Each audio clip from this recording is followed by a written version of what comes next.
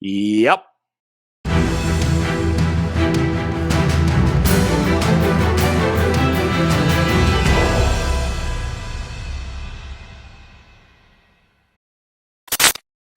What is going on, Colts Nation? Welcome back to Bring the Juice.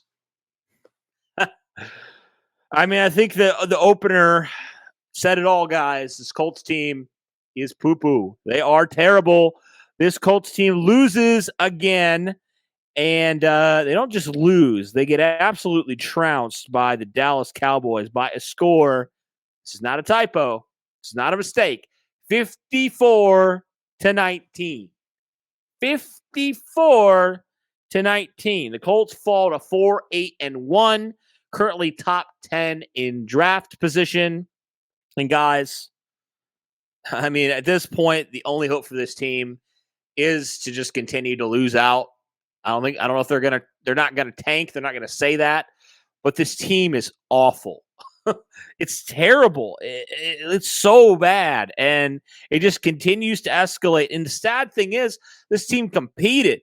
They competed for 3 quarters, and then the wheels just fell off of this team in the fourth quarter. Guys, let me just pull this up. Dallas scored 54 points in total, right? 33 of those in the fourth quarter alone. So Dallas scored 33 points in the fourth quarter. That's more than the Colts scored in the entire game. Almost double what the Colts scored in the entire game. The Colts scored 19 points. Another game under 20 points. The Colts scored. It's the same things. The offensive line can't block. Matt Ryan looks washed.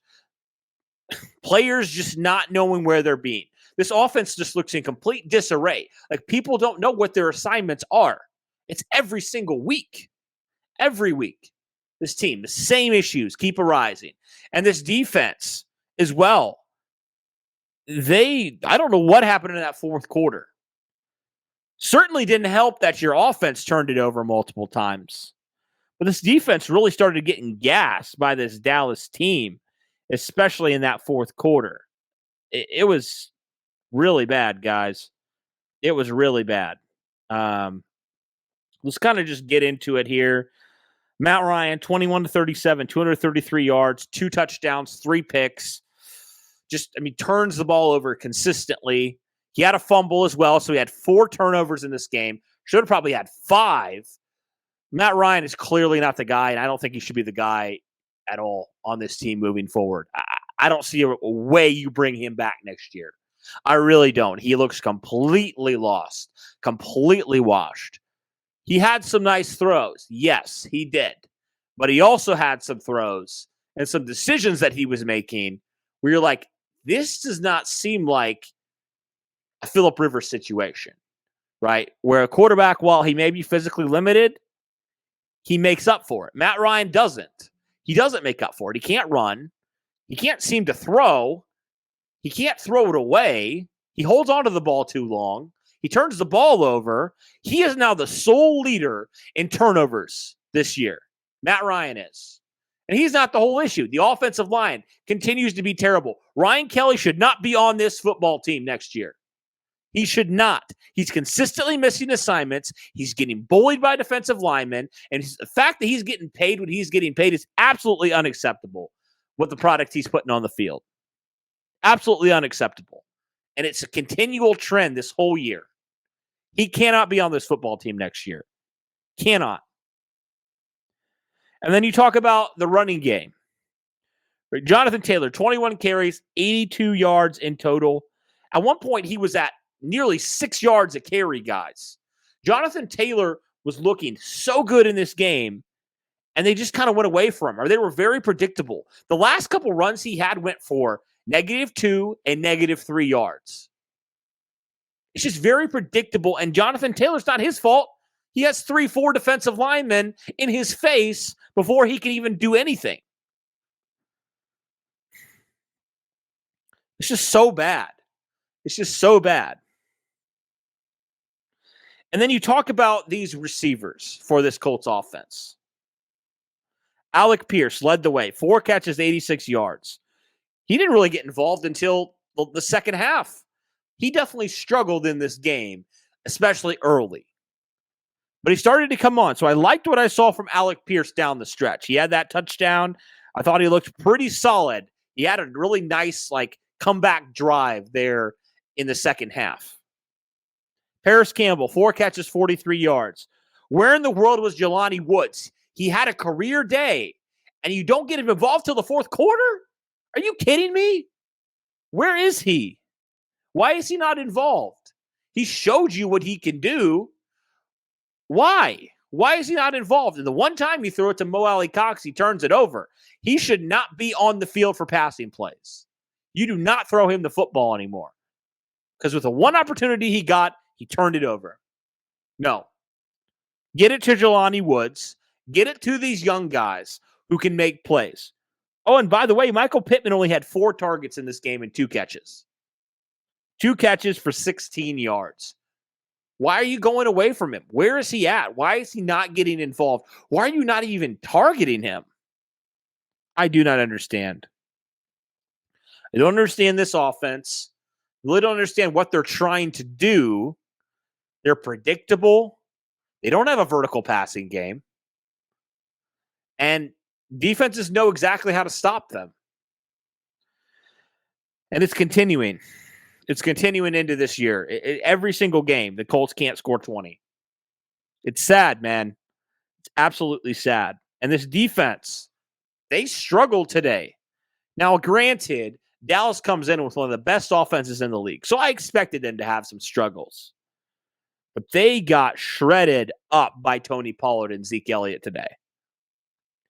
Tony Pollard had 91 yards, averaging almost 8 yards a carry, guys, in this game, and 2 touchdowns. Zeke averaging 4.5 and a touchdown. Mike Davis came into this game and averaged 9.7. Every single running back averaged over 4 yards a carry on this Colts defense. With Kwity Paye, mind you. It was just an overall complete team failure. And it's sad because the Colts were really playing Dallas tough for 3 quarters. And in the fourth quarter, they just gave up. It definitely looked like this is a team that was just thrown in the towel and they were defeated. They have no resolve, no identity, no toughness. And guys, I'm going to be completely honest with you. I don't see how Chris Ballard lasts through this. This is one of the worst losses on primetime. Honestly, this gives me, and I know it's probably it's not as bad, but you remember in 2011 when the Colts played the Saints and they got absolutely smoked in that game. That's what it reminds me of looking at this score. And it's sad because it wasn't that far off. It was sad because this team going into the fourth quarter, they were neck and neck with this Dallas team. And then they just kind of gave up. So they have no resolve, no identity. And sometimes it just feels like this defense is giving up on this offense. They're throwing in the towel. This offense can't do anything. It's so bad. It's so terrible. And at this point, guys, the only direction for this team has to be losing. It has to be. I know people don't like to hear that, but at the end of the day, you got to get your franchise quarterback. And if you stink for a couple of years, at least you're stinking with a rookie or a young guy. You're not stinking with a 38-year-old immobile quarterback that can't throw a pass. That's where this team is at this point.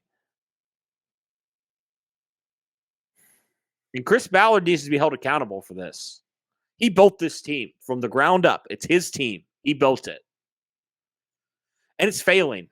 Again, Colts got bullied on both sides of the line. Completely bullied. This is what he hangs his hat on, guys, is dominating in the trenches, and the Colts continue to get dominated in the trenches this year. This dude has to be gone. He has to be. There's no excuse for this with this team. Just absolutely inexcusable for this Colts team to do what they did in this fourth quarter. Absolutely inexcusable.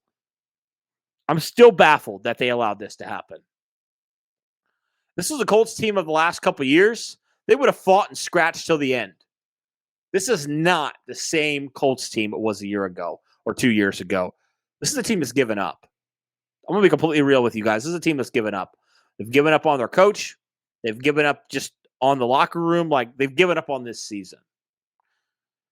And I feel bad for Jeff Saturday because he was really thrown into kind of a unwinnable, situation here. Because this team was what it was when he came here. No amount of riling guys up and, doing all this stuff can hide the flaws of this football team. It's a very flawed football team. It's a very bad football team. So this team needs new direction.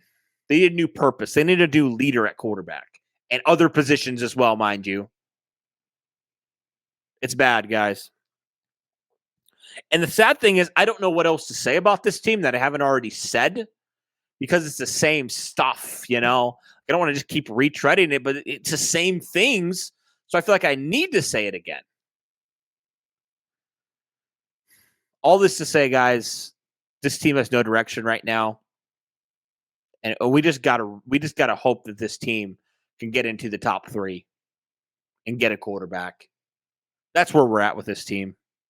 So that's all I got, guys. Talking about this, I was just suffering through the game with a lot of you guys. So shout out to all of you guys. And only a few more games. Colts do have a bye this next week. So we won't have to watch them completely embarrass themselves on TV for at least a week. And then they got a couple more teams. They got Minnesota. They're traveling to Minnesota and a couple other teams they're facing. And then officially, mercifully, the season will be over for the Colts. So let me know, you guys, your thoughts on this game, future of this team. Do you think Chris Ballard's safe? All those things that we discussed. Let me know in the comments below. But thank you guys so much for tuning in. Thank you so much for 15,000 subscribers.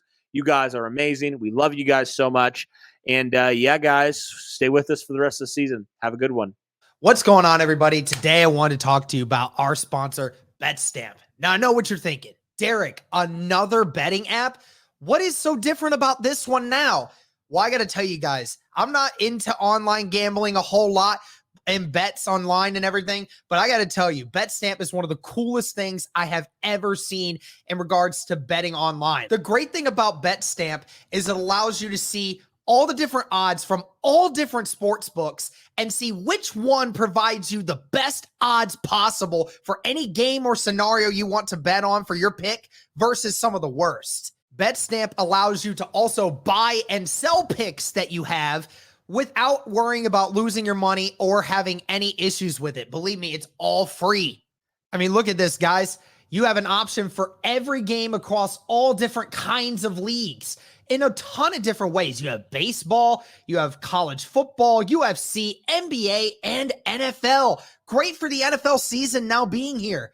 And if I wanted to bet on this Tennessee Titans versus Buffalo Bills game, it shows me in real time what are the best odds, which sports book I'm going to get the best offer from versus some of the worst ones. Because why would you want to earn less money from PointsBet when you could be winning more from ProLine Plus? Again, a great thing that BetStamp offers you, allowing you to make more money for the same pick just with a different sports book. How easy is that? And the great thing is there's not just games. There's player props. There's game props. There's lines. There's live tracking. There's a ton of great ways to make bets and picks on BetStamp, guys. Totally a cool thing to use. I highly encourage you check it out if you're into any kind of online betting. Even if you're not, give it a check. See what you like about it, because I think I actually enjoy using it. But the best way to get an edge on online sports betting is having multiple accounts at different sports books. Be sure to hit the BetLink page, betstamp.app/onboarding. Be sure to check out the BetStamp app or online, and be sure to use the referral code JUICE, plug in your state, and you'll get access to all their affiliates and their prices once you open it up, seeing all states' lines. Be sure to check this out, guys. You won't want to miss it for the best odds on your next sports bet.